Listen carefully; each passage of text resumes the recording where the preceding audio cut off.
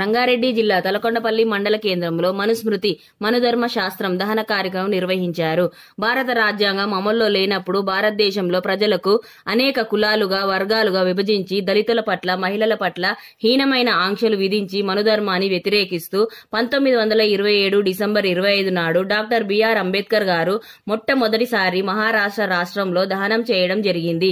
అదే స్ఫూర్తితో నేడు తలకొండపల్లి మండల కేంద్రంలో దళిత సంఘాల ఆధ్వర్యంలో దహనం చేశారు.